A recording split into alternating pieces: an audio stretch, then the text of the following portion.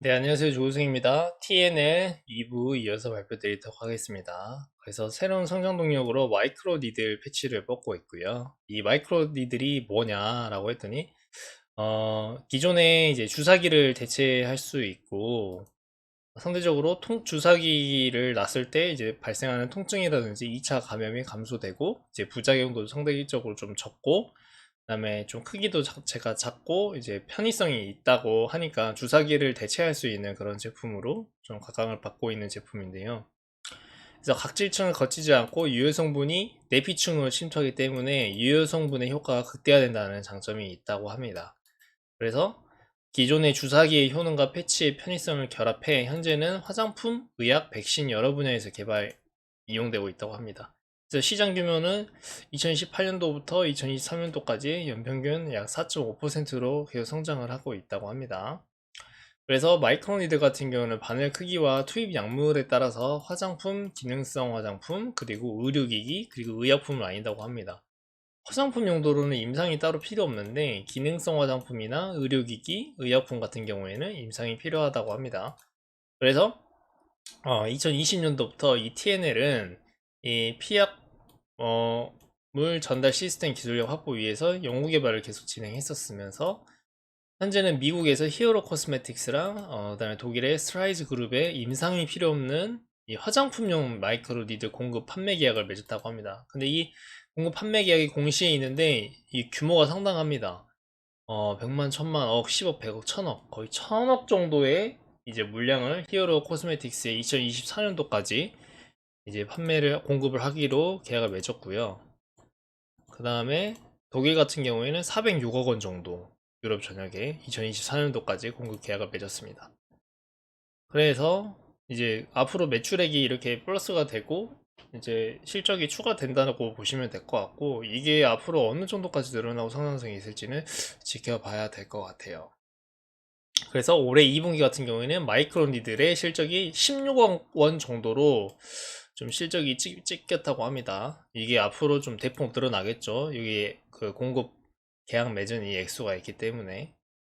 그래서 기존에 그 하이드로 그 아까 뭐였죠? 그 창상 수분 드레싱제 그게 본 제품의 이제 캐시카우 같은 이제 핵심 제품이었다면 이거는 플러스 알파라고 보시면 됩니다. 마이크로니들이. 그래서 하이드로콜로이드 수요 확대에 힘입은 어니 서프라이즈뿐만 아니라 마이크로니들 화장품 역시 2분기부터 이제 매출이 잡혔다고 합니다. 이제 반기 보고서를 좀 봐야 될 것 같아요. 나중에 나오면은.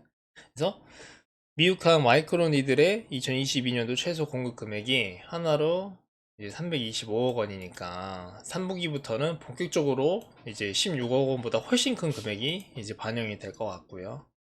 그래서 3분기와 4분기도 매출액이 150억 원씩 추가될 것 같다라고 설명하고 있고 여기 보시면 내수 같은 경우에는 큰 성장을 바라볼 수 없다. 아까 그 제가 1편에서 다트 사업 보고서에서도 이제 안내드렸죠. 내수 같은 경우에는 아무래도 좀 사용할 수 있는 그런 인구수라든지 그런 부분에 한계가 있다 보니까 시장 자체가 작으니까 그 성장성이 크지가 않습니다. 하지만 수출은 성장할 여지가 많이 남겨 있기 때문에 이 수출의 실적 개선이 얼마나 이제 실적이 중요한지는 다들 아실 것 같고요. 그래서 수출 비중이 21년도에는 60%에서 육박을 했고요. 그래서 마이크로 니들이 좀 확대가 되면은 이 수출 비중이 더 늘어날 수 있지 않을까 생각이 들고 있습니다. 근데 요새 최근에 환율이 좀 올라서 환율 효과도 좀 있을 것 같은데 네, 이게 메인은 아니니까 그냥 참고만 하시면 될 것 같고요. 네, 여기 IR 자료를 바탕으로 수출액이 21년도 60% 정도 되고 20년도에서 21년도 넘어갈 때 미국 쪽에 이제 그 창상 그 제품이 그 스비운 드레싱제 제품이 엄청 팔려가지고 미용 쪽으로 이제 패치로 많이 팔려서 확 미국으로 늘어나서 실적이 커지는 걸 볼 수 있죠. 이거 앞으로 성장성으로 따지면 지금 이게 세기가 여기 상용화 계획이라고 써져 있는데 이 차트가 마이크로니들의 차트거든요.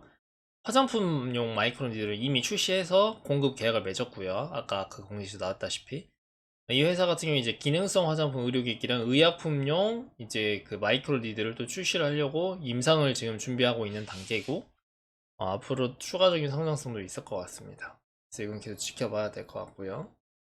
그래서 2022년도 올해 말에는 기능성 화장품이랑 의료기기용 마이크로니드를 출시하고 2024년도 말에는 의약품으로 좀 출시한다고 합니다. 그래서 관심 있게 지켜봐야 되고 성장성이 앞으로 이어달리기 요소가 남아있다라고 생각이 들고요.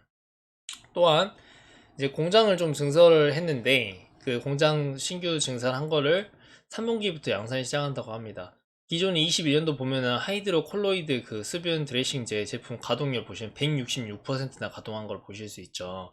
일반적으로 제조업의 이상적인 가동률이 대략 한 80%에서 90% 정도거든요. 너무 또 100%꽉 채우면은 넘치는 수요를 그만큼 공급이 못 따라가는 걸로 알고 있고 증설 압박이 또 있을 수 있는데 지금은 완전한 이제 증설 압박이 들어갈 수밖에 없는 그런 166%의 수치가 있기 때문에 이 경우에는 인건비도 많이 들어갑니다. 이따가 또 설명을 드릴 거고요. 그래서 가동률이 무려 166%에 달하고요.